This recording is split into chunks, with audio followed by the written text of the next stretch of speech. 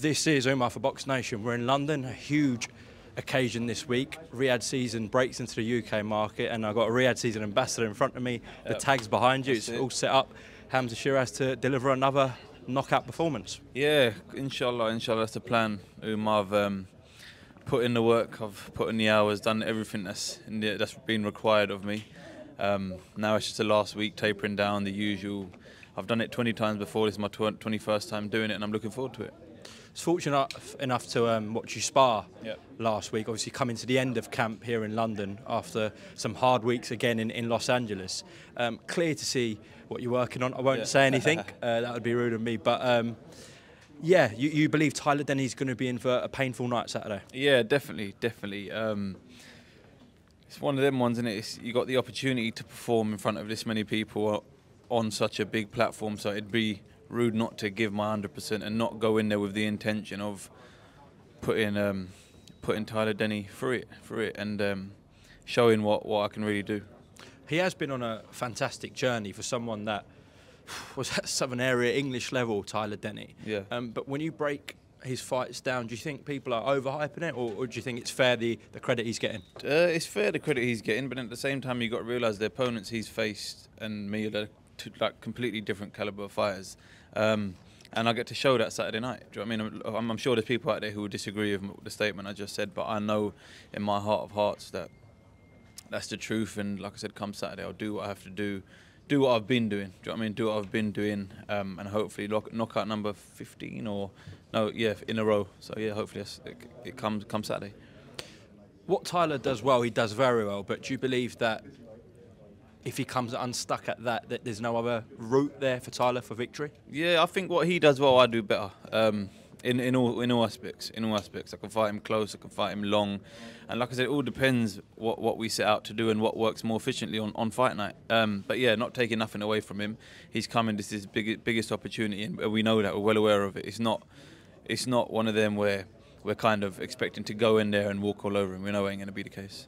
Fighter like yourself, the dynamics, your makeup, you should be very good at range, sort of at distance, and you are fantastic at that. But you shouldn't naturally be good up close, up tight. We know Tyler Denny's going to do that. That's what he always does. But is that a blessing, or really a gift that you've, as a tall, man who's got a long frame, you shouldn't really be good on the inside? Like that?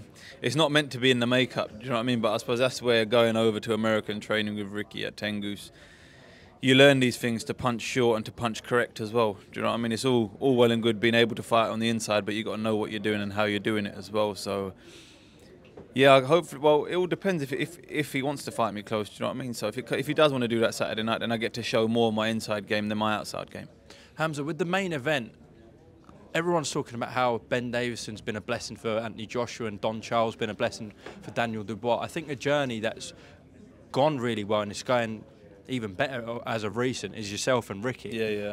Working in LA. But I remember when you started out with him.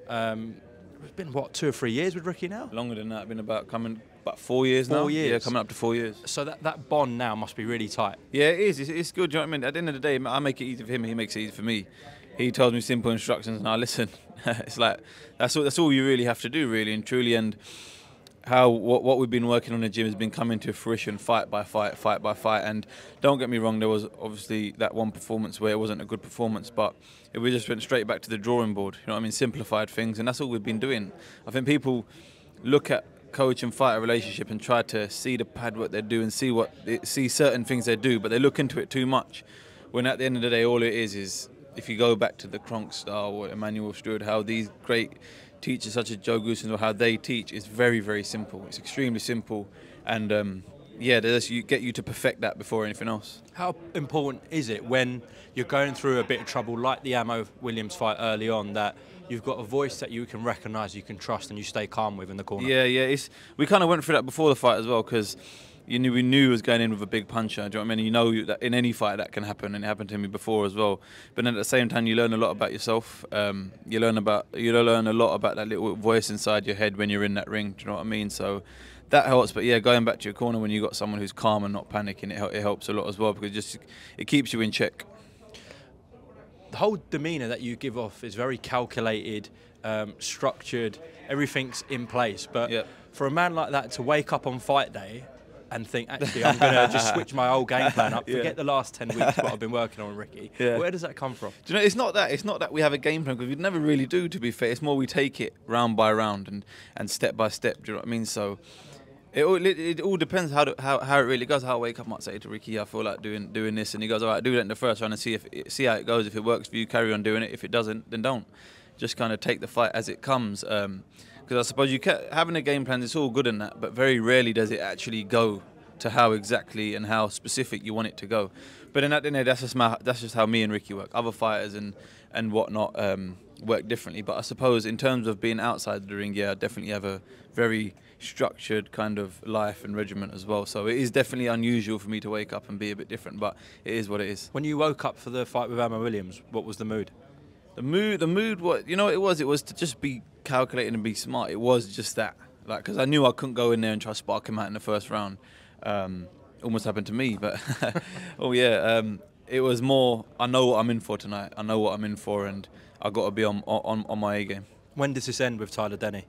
Pardon? When does this end? What round?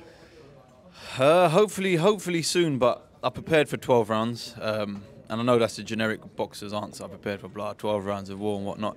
Hopefully it doesn't. Hopefully I'll get him out there and make it exciting as well. But yeah, whatever the sketch, I'll be ready for whatever.